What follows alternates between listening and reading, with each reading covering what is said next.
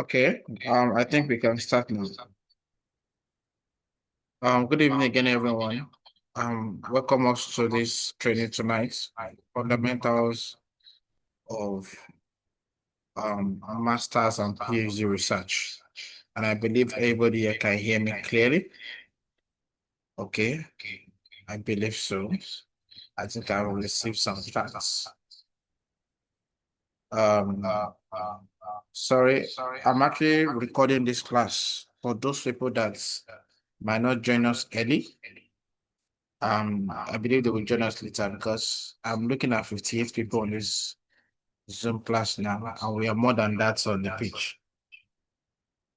All right. So I've tried as much as possible to wait for people, but I think I will not be waiting again. I don't know, or do you think I should wait?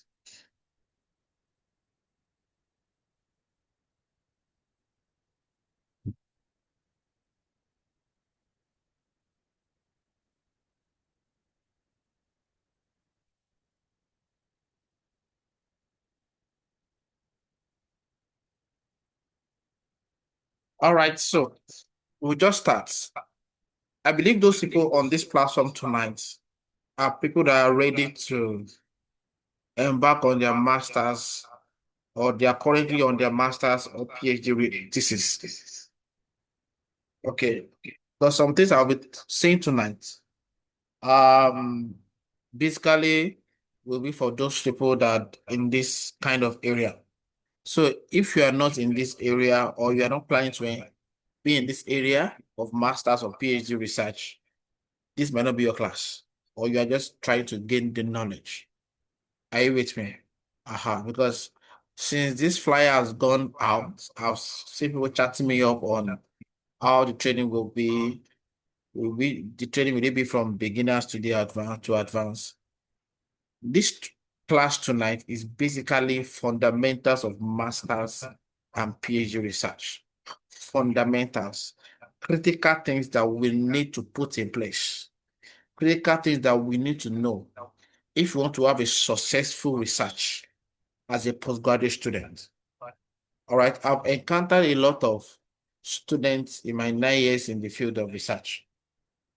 Okay, and different problem different signs of problem they are showing when they came to me, and I wonder what they went through in the undergraduates when they are doing their projects. Because something that you have, if you have mastered some things from your undergraduate, it will be easy for you to bring it to your master's or PhD research. But if you not master them from undergraduate, you're going to have problem when you are doing your master's or when you are doing your PhD. You understand? So this class tonight is like for some people, it will be from beginners class for them. For some, it will be like refreshing their memory, the things that they need to master. Are you with me? And for some, it's just for fun. All right. But I will try as much as possible to go from basic for some of us. All right. But don't let us lose the sight of the training. It's fundamentals of masters and PhD research. Are you with me? I am Mr. David Adewi. I'm the founder of Grace and Research Institute. All right. So what we do with me basically is research and data analysis. Is what we do with the most. And a lot of people here that are connecting now, you've done my trainings in the past, both paid and free class like this. Okay. So God bless us for coming again tonight to partake in this training. And if you are new here, I welcome you. This is your first time of partaking in our training. I believe that after this training, you are going to be blessed. Okay. So let's start. Now, what is research itself? Okay, what is research itself? Because if you don't understand research, you will not able to go to the fundamental parts of it. Now, I said research in the academic line refers to the systematic investigation and study of a subject or phenomenon to discover new knowledge, insight, and understanding. I need to say this. Tonight class is basically lectures. I think I've said that on the page. Tomorrow will be the practical sessions. And tomorrow is going to be far more interesting than tonight. But tonight will also be great. You understand? But I need to lay this foundation tonight for us. So that by the time we are doing the practical sessions tomorrow, it will be easy for everybody to follow through. All right. So that's why we're having a lecture tonight. So research in the academic line. Now, research can be in how would I say organizational setting and can also be in the academic line. But since we are dealing with the masters and PhD, it means that the definition should come from what? The academic line. Okay, so it refers to systematic investigation and study of a subject or phenomenon to discover new knowledge, insight, and understanding. Remember this definition, new knowledge. We are still going to come to it. New knowledge, new insight, the new understanding. Now look at the process. It involves the collection, analysis of data, interpretation of findings, dissemination of results to contribute to the existing body of knowledge. So if you want to call yourself a researcher, are you with me? You should not just be a writer alone. In fact, if you look at this process, writing is not there. He said it involves the collection and analysis of data. So if you actually want to call yourself a researcher, you must also master data analysis. They go together. Are you with me? So he said interpretations of findings, dissemination of results to contribute to the existing body of knowledge. Now, research definitions. So research divisions. Okay, the first is writing a proposal. If you want to embark on a master or PhD research, your proposal must be sound. I did a training on proposal writing recently. I think maybe in was it in May or June? Okay. It's a very serious training. Proposal writing. Your proposal must be very, very convincing as you embark on your research as a PhD person or a master student. All right. So it's very important we know that. The next is what? Conducting literature review. If you can't conduct a thorough literature review, you are going to have a problem in your research. And you know what? A lot of people don't even understand literature review. They don't have to conduct a systematic literature review. Okay? And you know, literature review is a critical part when you are writing your thesis. In fact, I tell people, I say, if you want to increase the number of pages of your paper, of your thesis, you can only do it majorly from a literature review. So if you can't conduct a thorough literature review, it will be very difficult for you to do a good research. Okay, there's a lot of things that is tied to literature review, a lot of things. Gap in literature, statement of problem, all right, research findings, they are all tied to literature review. So it's very good we master that. The next is what? Research methodology. This is division of research. If you say research, this is division. Research methodology. For this methodology is a course on its own in some schools. It's very elaborate. Research methodology. You understand? This is where you tell us the type of research you are doing. Are you doing qualitative? Are you doing quantitative? Are you doing mixed method? Are you doing the experimental? All right. Are you doing cross study? Different kind of research methodology we have. Different kind. And then this is where we talk about population sampling technique, data analysis technique, data collection method, a lot of things. So if your methodology understanding is not sound, you are going to have a problem. All right. Next is data collection. Of course, we all know that. How you want to collect your data. Data analysis and interpretation. Then conclusion. The reason why conclusion is there as part of research division is that a lot of people have done research and they do know how to conclude. By the time you are doing defense, and I say, okay, based on everything that you've done on this research, can you summarize your work in 2 sentences? We see PhD students just looking, they can't summarize their work in 2 sentences. I don't know if you are getting what I'm trying to say. You've done a thorough analysis, you've done a thorough interpretation. Okay, conclude. All right. Let us make a decision from your research. You know what? There is no basis for your research if you can't make a decision from your paper. Are you with me?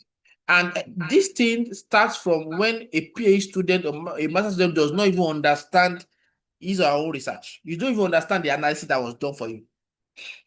So how do you want to give us a good conclusion?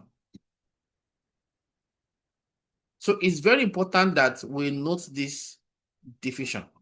And if there's any area that you know that you are lacking, you go for a training in that area to equip yourself. All right. So let's continue.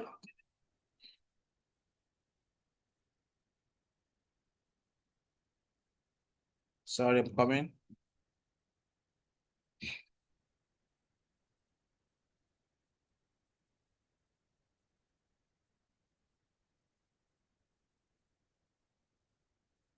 Coming.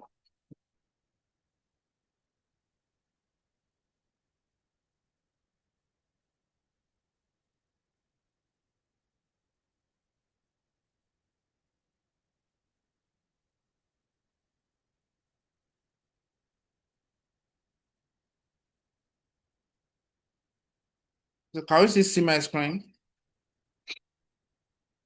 Everybody can see my screen right now. All right.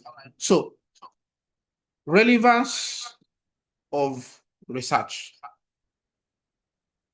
Expose the truth or fact about the area of study. Provide relevant solution for implementation.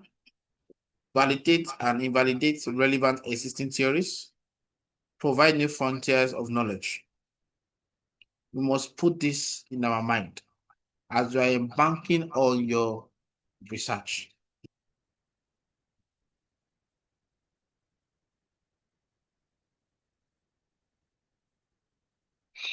All right, we are gradually moving into deeper waters in our class tonight. Research process. Okay, research process. Now, some things I will be discussing with us tonight. I believe that it will bring insight to bring our mind into some things, to take our mind to some things that if you have to change your topic and you are just starting your research, go and change the topic. If you have to do another lecture review of your research, go and do it. Okay, unless if you've gone so deep in your research. Because sometimes when truth comes, when knowledge comes, it shines more light into what we are doing. And then some of us will have to take some drastic steps. Because I believe that anybody doing masters or doing PhD, you have a passion in academics. You want to go far. And your thesis is one way to do that. Now, I was telling somebody recently, I said there's no purpose you doing a thesis, a PhD thesis, and you can't publish it. There's no purpose you doing a PhD thesis that is not relevant in your field. That after you've done the research, you spent so much money, you've done everything. It was rubbish at the end of the day. Can't do anything with it. Because you didn't solve any singular problem. And there's no problem. You just wasted your school fees, you wasted the time, you wasted everybody's energy. So let's move further. Research process. Identification of the problem or challenge. Anytime I'm doing a research training for people, I tell them this is a major factor. Identification of the problem or challenge. Are you with me? If you are from healthcare and you want to do a research, maybe public health or something, You identify a problem in your mind. I want to deal with this problem here in this field. Okay, so how will I bring up a topic related to this problem? I don't believe a PhD person should embark on a research that you yourself, you don't have a problem in mind. So the next one is what? Choice of topic consequent upon identification of problem. So your topic selection should come after you've identified a problem. I hope I'm making sense. Because there's no basis for you doing a research if it's not solving a problem. I mean, they call you, the fact that you must have this insight, you must have this, how will I say it now? You must be futuristic. What if you finish your PhD research and you are called to come and present your paper? One of the things that they want to see is that this your paper is solving a significant problem, all right, either in your country or in the world or in your field. So don't ever embark on any research as a postgraduate student that you don't have a problem in mind. A significant problem. So you choose a choice of topic consequently upon having a problem. After that, what? Doing a literature review, formulation of hypothesis, development of good methodology, research design, population, sample determination, data, nature and sources, data collection instruments, collection instruments, models, all these things are under methodology. Then after that, estimating research costs, providing work schedule. You know what? Everything I'm discussing here currently now should be done before you start writing. You must have stabilized some things out. Have a structure, maybe on your phone or on paper or something, draft it out. So you know what you are doing.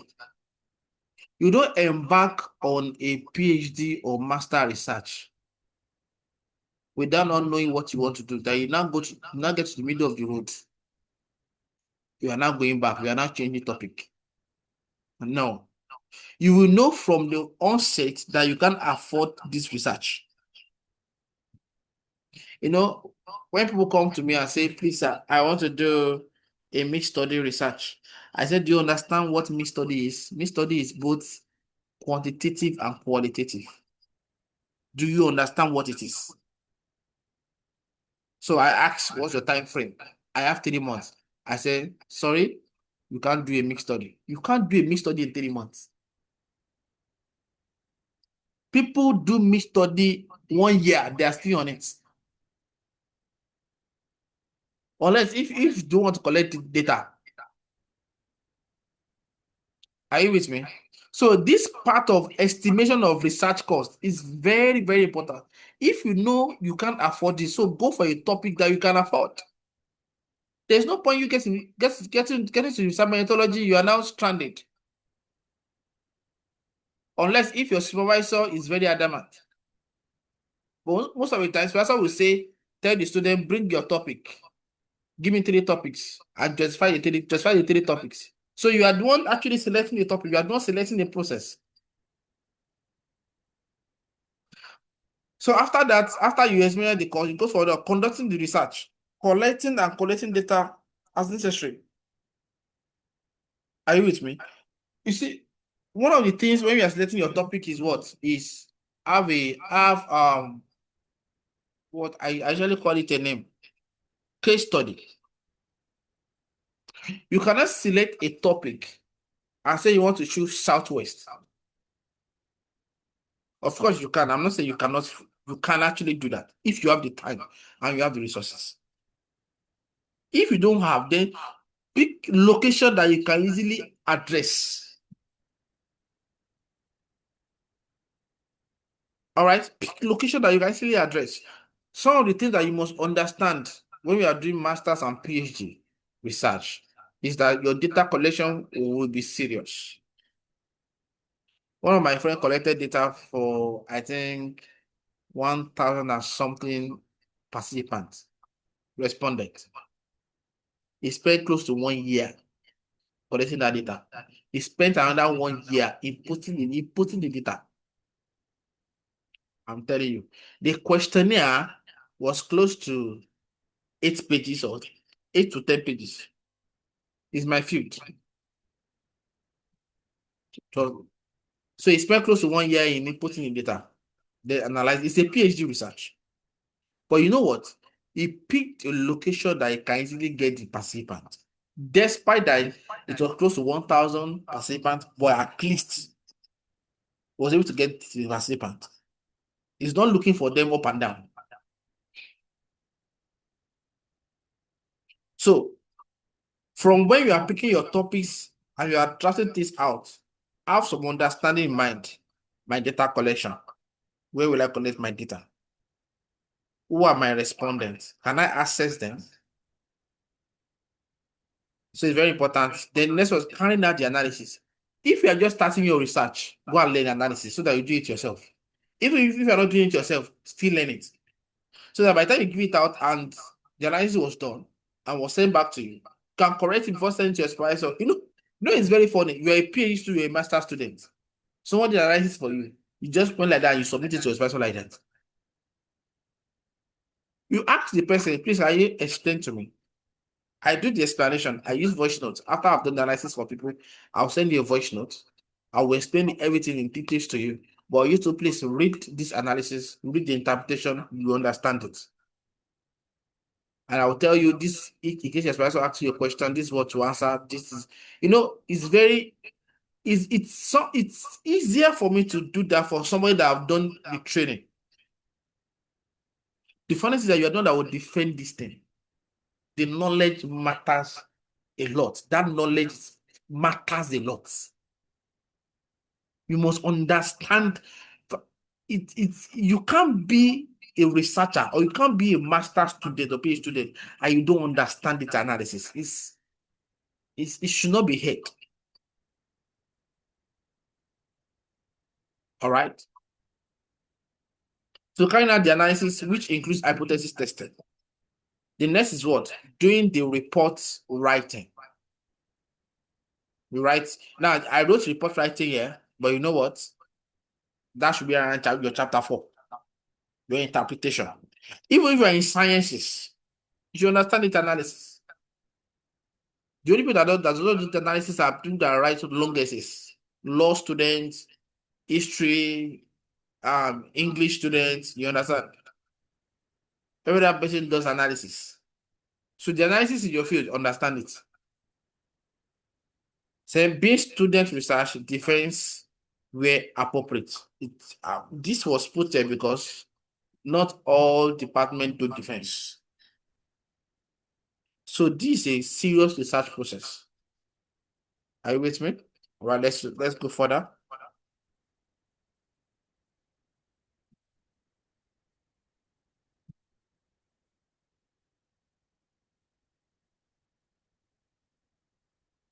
So chapter 1, introduction. Sorry, leave out that 3.1. Chapter 1, introduction. Now I want to show us the format. I don't know. Please don't let us type or write. I'm seeing some lines. Those affects.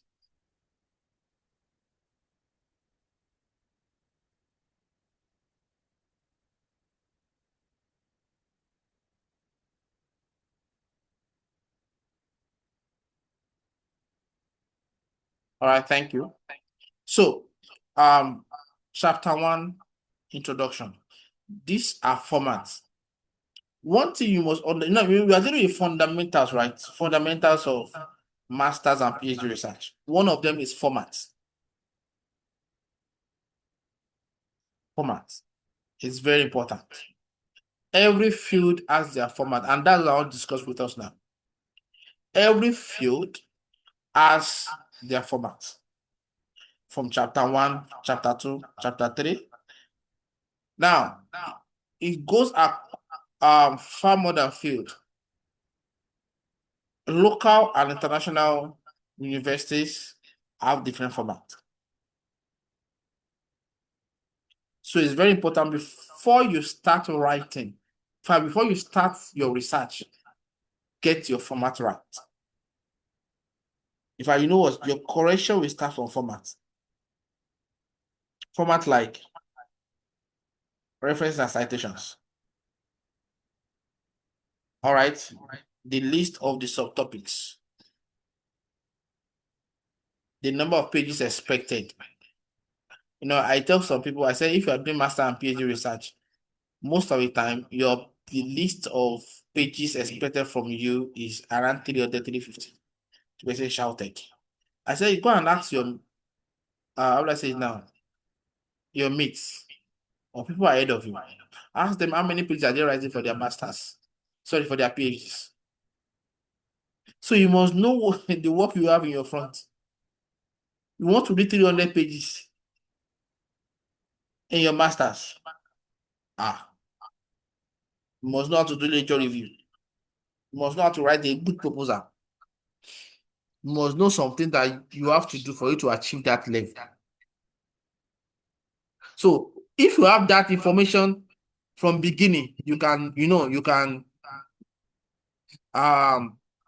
put some things together, knowing that you have a target of 300 or 350. Most of the time, when people say that I am in my school or my department, our PhD is around 400 pages, 350 pages, 200 pages. Of course, I told you we are going to pay the money. I mean, you are going to pay the money. But if you have those kind of number of pages, plagiarism reduction will also be tedious. Writing will be tedious. A lot of things will be tedious. But you know what? Since we have that knowledge, it means that your chapter 1, chapter 2, and chapter 3 will be close to 150 pages or close to 200 pages. Are you with me? You are going to around 350 pages for a PhD. You must understand this. So some people put it in what count? They will say 70,000 words. Somebody contacted me and said in his own school is 80,000 words. Now, if I did not ask him, he will not tell me. Say 80,000 words. So we have to divide it to 8,000 words. How many pages? Close to 400 pages. So it means that chapter 1 to 3 must be around 250 pages. If you want to achieve 400 pages. Okay? Meaning only chapter 2 must be more than 100 pages. Because chapter 1 maximum is around 20 pages. Maximum. That's introduction, it's not always plenty. All right. Chapter 3 too, there's you can't write too much on it. Maximum 10 pages, 15 pages. That's if you have a lot of things to write. Most people chapter 3 is like 5 or 7 pages. But you have a lot to write, maybe 10 pages maximum. That's that many pages. Submit your chapter 2, your lecture review. But be serious. I've written 120 pages lecture review before. Because we want to reach some maximum level of word count or number of pages. You understand? And then your chapter 4 must be close to 70 pages. Now, if you want to have a chapter 4 of 70 pages, it means that your objective must be around 10 objective. And you must have around 7 to 8 hypotheses. Because in the world of data analysis, the more the objective, the more the tables, you understand? The more the interpretation, the more the number of pages. You understand? As you're having more objective, you're having increased number of pages. And because you know that you want to achieve this social number of pages, you are going to develop a questionnaire that is not just 2 pages. That questionnaire will be close to 7 to 8 pages. Because the more the variables in your questionnaire, the more the tables you are going to have in your chapter 4. The more the analysis, the more the interpretation, the more the discussion results. It goes like that. So you are not the person that will be having 4 objectives. We are still dealing with format here, which is a major part of fundamentals of master's and PhD research. So if you don't understand your format, you are going to have problem a serious one later on. I've seen people, somebody contacted me and he said, I think early this year, he said, I'm done with my research, but my sponsor said I should go and add to it. I said, I don't understand. He said, I think our research was around 78 pages when she finished. This person is asking for 200 pages. Ah, I mean, she's done already. 1, 2, 3, 4, 5, done. And she wanted to submit. I said, no, no, no. You're just go. Are you guys not communicating before? I mean, when you're submitting chapter 1, chapter 2, chapter 3, was she not saying it? So now she needs to increase it 200 pages. It's a problem. It's a problem. So let's go. Chapter 1, introduction. The first one is what? Background of the study, statement of the problem, research questions, objectives of the study, hypothesis of the study, scope of the research, significance of the research, operational definition of terms, limitation of the study. You understand? Now, if you are dealing with at the international level, you will have chapterization.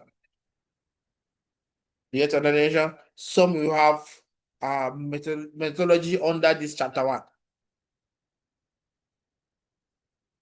Okay, so it's very important that we understand this format. And you must know how to write all these things. So research is not just you going to field. You must know how to write. I did a training recently on academic writing.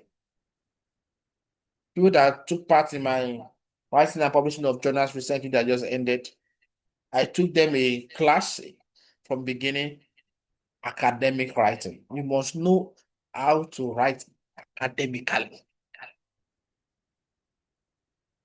Are you with me? So this chapter 1. Chapter 2, review of literatures, conceptual framework, contextual framework, theoretical review, theoretical framework. All right. Empirical review, review, summary, knowledge gap.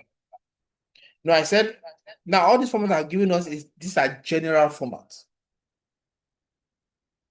Okay. There's a mistake in the 2.1 and 2.2. 2.1 ought to be conceptual review, while 2.2 should be conceptual framework. 2.3 theoretical review, 2.4 theoretical framework. So what I'm saying in essence is this. Make sure you understand the format in your school. It's very key. And when you are doing a master and PhD research, most of the time you have all these things present. You must do conceptual review. You must know how to do that. You must do conceptual framework. Do empirical review. Do theoretical review. You might not do theoretical framework, but you must have theories. That's theoretical review. Empirical review is very important. If you don't know how to do all these things, don't gamble. Go for the training. All right. I don't know how much people want to use for training. That's all I say now. You want to waste time. You want to pay another school fees.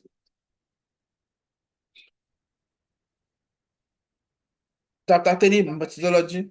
That's research designs, research onions. Now, in the local setting in Nigeria, in Ghana, all these people, research onions is not always in our format.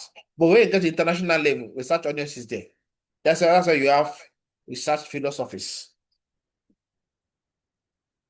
All right, we have inductive, deductive section. We have research strategies. Those are all under research onions. Okay, so research designs, research onions, population and sample determination. This population is tied to your case study. And there's a way to determine your sample size determination. We have formulas. In fact, I will say this, if you are doing master and PhD, and you're not using formulas to determine your sample size, you are wrong. Another way you can determine your sample size is through sampling technique. Can use sampling technique to determine sample size. But that is when, how would I say that there is no more way out in using a formula. The best you can use is use a formula to determine your sample size. And that's why you must understand research methodology. I did a training in the past too also on sample size calculation. No, on research methodology actually. And I dealt with sample size calculation. How do you calculate sample size? When you have comparing when you are comparing two variables together in your topic, there is a formula for it. When you are dealing with equivalence, there's a formula for it. Are you with me? So we have sources of data, we have techniques of analysis. You see, these sources of data make me remember something that should tell us. When you are dealing with quantitative research, you have primary data, you have secondary data. So you can either do primary research or secondary research. Please don't mix them together. That's why the knowledge of research is very, very important. I will always use this as an example. In June, somebody came to me in June and he said, my supervisor said I should use a secondary data research for this topic. Please, can you help me out on the data set? Now, he has not, yeah, I think he has started writing then. I said, okay, let me see your topic. The topic was knowledge and perception on something. Examine the knowledge and perception on, on. So I look at the topic. I said, are you sure you're going to use secondary data? I said, yes, my friend said, use secondary data. I said, sir, you cannot use secondary data for this topic. I said, quote me anywhere. Are you with me? I've been in this field for close to 9 years. Quote me anywhere. You cannot use secondary data for this kind of topic. So he was talking to me as if somebody that understand research. That's the way he started talking to me. That you understand research very well, you understand. So I too was okay, all right, let me hear what you want to say. So he said, do you mean it? Please, can you clarify? Please, can you explain to me? I said, well, so I explained to him. This is the reason, this is the reason why you can't have a secondary data. She said, oh, I now understand what you are saying. I'll be my supervisor tomorrow morning and explain to her. So after he met supervisor, they changed the research to a primary data. So he needs to design a questionnaire now for the objective he has. Yeah, right. So it's very important that we understand the differences in all these things. Secondary data, primary data, qualitative, quantitative, mixed method, experimental, cross. There are so many. Systematic review. All right. So after that, you go to what? Chapter 4, data presentation and analysis. I've mentioned a lot of things in research since we started this training. I've mentioned a lot of things. Now, we have to presentation, data analysis, interpretation, discussion of results. You see, this discussion of results is compulsory. Don't let anybody deceive you. If your work does not have discussion of results, it will not be accepted. You're not doing undergraduate research. Discussion of results is very, very, very important. And you must know how to do it. And you know what? If you want to enjoy discussion of results, if you want to quickly do your discussion of results, that you don't want to have a problem, it starts from you selecting the right objective. Some people just sit down and just select objective. This thing, they relate. They relate. And some people just write a review anyhow.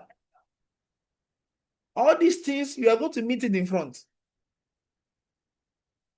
So if you want to do a thorough discussion of results, you must get your objective from journals. Whatever say, your objective must be linked to journals. And you must do empirical literature review. Remember what I'm saying? I said empirical literature review. You must do it for each objective in your chapter 2. If you do not do empirical literature review, you are going to have a significant problem. Well, remember what I'm saying? I said a significant problem is a problem that for you to solve it, it take time. I call it significant problem when it gets to discussion of results. Now, not just that, you must select the questions in your questionnaire from literature if you want to enjoy doing discussion of results. So don't just sit down and just start selecting questions for your questionnaire. You are going to have a problem on that discussion of results. And this discussion of results, is as important as the analysis. It means that you'll be stuck in chapter 4. Telling you. Especially if you are not doing a research that is last 300 pages. It means that if you have a very good empirical review, your discussion results will make sense. You like maybe 10 pages. So it's very important. Now, I said notes. The analysis should be arranged based on objective and hypothesis. Remember, these are our lectures. Today's our lecture, tomorrow is our practical session. The analysis should be arranged based on what? Objectives and hypothesis. Don't just do analysis. Don't just write your chapter 4 anyhow. Follow a guide. So that anybody seeing your chapter 4, going through analysis, will understand each table. Because it's answering objectives from one after the other.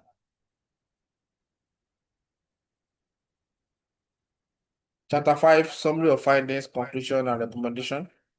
This is chapter 5. So I'll quickly take us how to write a chapter 1 tonight. Just rush us through some things. Okay, I think by now we've had some basic knowledge in the fundamentals of masters and PhD research. All right. But I'll show us some things tonight before we round off. Okay, if you have questions, please, you can forward it to the chat group. I will answer them once we are done.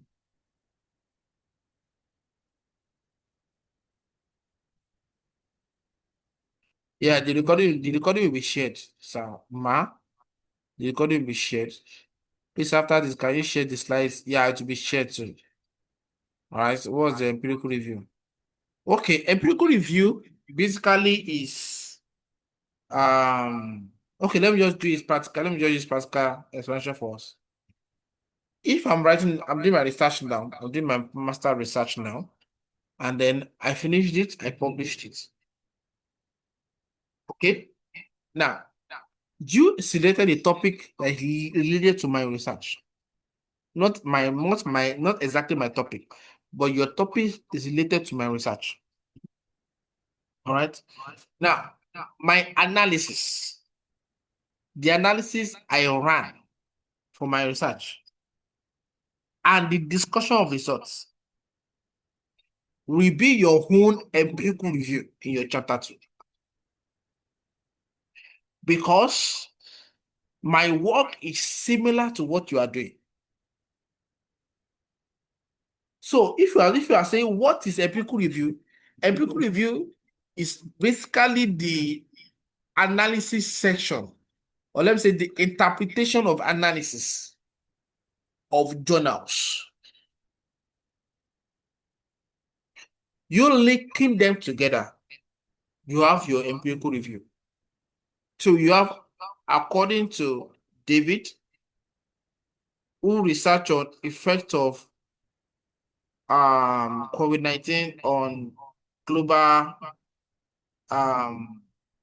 instability, something like that. Concluded that this, full stop. This collaborate with Shola's finding, who also researched on effect of COVID-19 on global economy. He concluded that, or you can say that his analysis was based in so. You understand? And then his findings showed this. Full stop.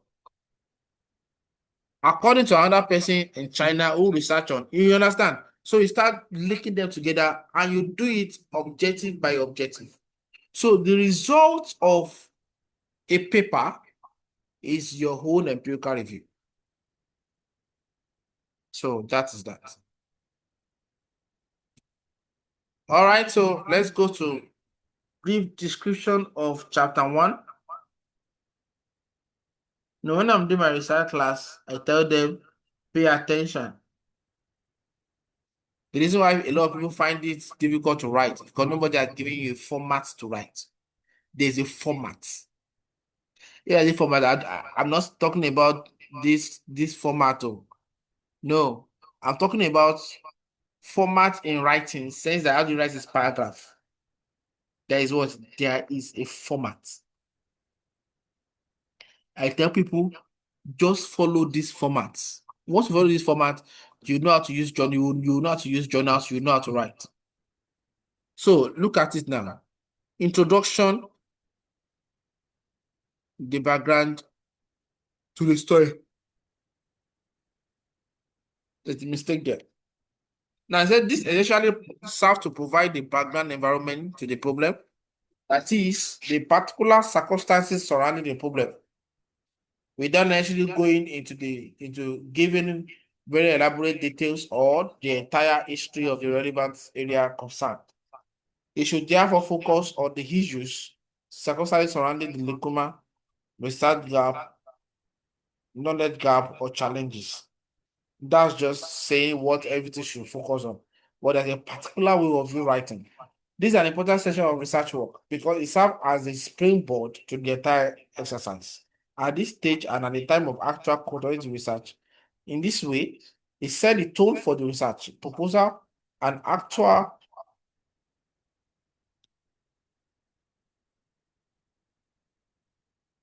research. I'm coming, I'm not saying what I wrote it.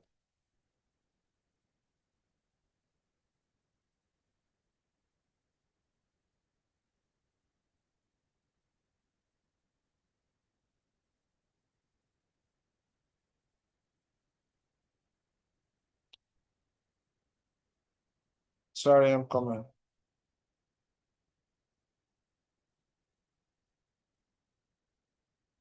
Okay, the actual research when conducted and the report writing. So that's what was there. I was not saying it. All right, the videos will be shared. Don't worry, sir. Okay. So when I'm dealing with my research class, I tell them how to write chapter 1, how to write a background on the study. How do you start? You understand? Do you start from dependent variable? Do you start from independent variable? How do you even recognize your dependent and independent variable when you are starting? What should you write in your first paragraph? What should you write in your second paragraph? What should you write in your third paragraph? If you have somebody giving you that kind of knowledge, that kind of step-by-step process, it will be easy for you to write your background study. It's easy for you to start your academic writing. But you know what? When you ask me, go and bring your chapter 1, say, please, where will I start from? How will I write it? How will I write the first paragraph? But nobody's actually giving you the step by step. And that's what training does for you. So now, statement of the problem. As the name implies, this elaborates the problem that should necessitate the study in the first instance. Now, I told us, you should not embark on a research if you don't have a problem. This area is very important, as without the extent of your problem or challenge, a study should not be conducted at all. So have a problem in mind. A problem review, knowledge gap, or lacuna that has to be bridged or analyzed through research. The knowledge gap may manifest in the form of conceptual distortions, theoretical divergences, empirical contradiction, methodological deficiencies, data inconsistencies, or mutation in or irrelevances, flawed conclusions, persistent challenges, unupdated research on unupdated research works, lacking in currency of scope, inadequate geographical coverage. You can get your research gap from a lot of areas. Now, some might say, what do you mean by research gap? Research gap is the difference of what you have done or what you are trying to do and what others have done. You can't be doing what others have done in your research. You have to do something slightly different or totally different. That is research gap. And research gap is linked to your problem. Are you with me? It's linked to your problem. In fact, I tell people, I said, when you are selecting your topic, you must have conducted a thorough literature review so that you can know the research gap. Everybody is working on, people have worked, there's no topic that people have not worked on. They've done something on that topic before. And you are trying to do something related to that topic. What extra thing are you bringing in? It can be either on methodology that people have done this research in Nigeria. You are trying to conduct it in UK. So it means that the location is the difference. Now, the participant might be the difference. People have done this kind of research usually on students. You want to do the research on professionals or civil servants. That means the gap is coming from the participant. And the participant can actually be the case study. Or you can actually deal with a problem itself. I shall use this example, effect of COVID-19 on economy. People have written on that topic, and they are still writing on that topic. But you can wake up and you want to write on that topic. Now, what will you do? You can deal with inflation. Are you with me? The same topic, but you are writing in the context of inflation. Some people can write in the context of what? Of cashless policy. Some people can write in the context of how do I say it now? The way people are living after COVID-19. The spike and the increase in the exchange rate. I hope I'm making sense. The same topic, but different problems. In fact, you can do the same topic and then you can now select a sector, educational sector, health sector. You can now see you are doing the same topic, but you are selecting sector. So that's your research gap. Now, in that sector, you now find a problem in that sector. Are you with me? So your statement of problem is very, very important. And please, when you are writing this your statement of problem, don't write advantage or disadvantage. Write on the problem. State the problem. Let us know the problem, and then you expand it. You write on the problem. Say a problem is normally associated with conditions that define its existence. This includes the environmental in which the problem prevails, like Nigeria. If it's X sector you are dealing with, so the problem is in X sector. All right, if it's a country, the problem is in this country. So the environment of the problem. Such an environment has its own defining characteristics. Number two, the variables within the environment or setting that are associated with the problem. You understand? You are dealing with health sector now. That's the environment. The problem can be finance. The problem can be that since COVID-19, X sectors have been losing staffs. They are traveling out. You know, depending on what you want to do. So the variables within the environment. Specifically, there might be individuals, also private, public organization, or government values or culture, etc., associated with the problem or challenge. So you must come up with a write-up on that. There is a gap in knowledge, challenge, or lacuna which the problem exemplifies or typifies. The implication of this is that some knowledge of the problem exists. So you must back it up with what? Literature. You can't say that we are having problems in the medical field since COVID-19. You understand? And you don't put citation there. You know, I tell people of how to cite. It's part of my training. How do you cite? And I tell them you must cite all definitions. Are you with me? So let me just explain to us now. Cite all definitions. So I show them practically, but that's at the research training, research class. Okay. Cite all definitions. Cite all statement of facts. Are you with me? Good. Now, paragraph. I have like 2 citations minimum on that paragraph.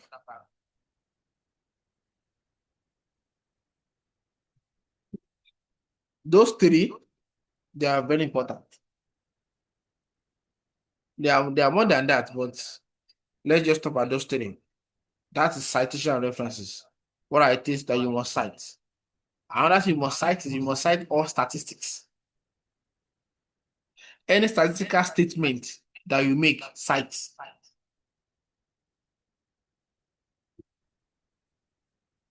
So of the problem continue. There must be fact revealing the problem. You know, I just said it.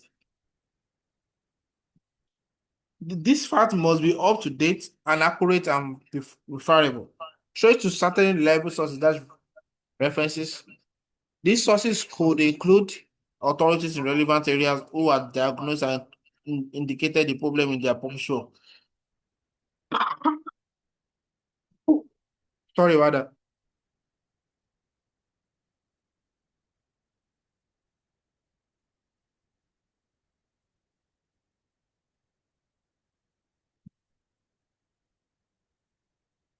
There are evidences, therefore, arising from review of literatures on past researchers or authoritative sources that must or necessity justify the need for the research and again the choice of the topic. It means that when you are doing your proposal, your statement of problem is very important, extremely, extremely important. That's where you tell us the reason for the proposal. I must back it up with statistics or back it up with citations, references, with evidence. Research questions. Research question must therefore be specific based on the case study, specific, directly related to the title of the research, of course, derived from the problem of the study. Your research question should please, I'm begging you, let it relate to your problem. Research has linkages. Each paragraph when you're writing links to the next paragraph. This one leads to the next paragraph. Each subtopic leads to the next subtopic. There are linkages. Precise, unambiguous, and not lengthy. Exhaustive in the sense of covering vital issues of the study. Have linked to empirical studies I've told us. Linked to objectives. Okay. Objectives of the study is in specifying the objective, a researcher should take the following into consideration. Intended scope of the study, your case study. You cannot say that to examine the profitability of banks in Nigeria as part of your topic. Say banks in Nigeria. You don't think that that topic is too broad. Do you want to go to all the banks in Nigeria to get their data? If you are sticking to that kind of topic for your research, it means that you are going to use a secondary data for the research. Because you cannot go to all the banks in Nigeria. So you refuse to pick a case study. You refuse to streamline your topic. You must learn to streamline topic. So first thing is what? Is specifying objective research should take the following into consideration: intended scope of the study. Secondly, resource, financial and other available at this or a proposal. I've said it before. Already know your capacity, know what you want to do. Time frame for completing the study. Don't pick objectives that require qualitative and quantitative research methodology, and you have limited time because you are going to have a problem. Qualitative takes more time, both in the data collection and the analysis. Quantitative to take time too, because you have to code, you have to input, and a lot of things. I said you use Excel to collect your data. The next one is avoidance of over ambition and ambiguity by stating more than necessary objective that can be achieved. Unless if you know that your word count or your number of pages is very high, so you have to have more objective. Now, how do you write the search objective? You say to access. How do you write it? To access, to evaluate, to investigate, to analyze, to compare, to examine, to establish, to measure, to describe, to ascertain. You know, there are so many. To identify, to provide, to appraise. Yeah, I mean, so that's how you write objective.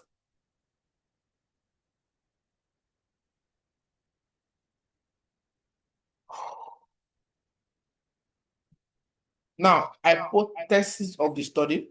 If you are doing quantitative, you are doing primary or secondary research, or you are in sciences, you are carrying out experiments, please, I beg you, you must have hypothesis test. You must have what? Hypothesis.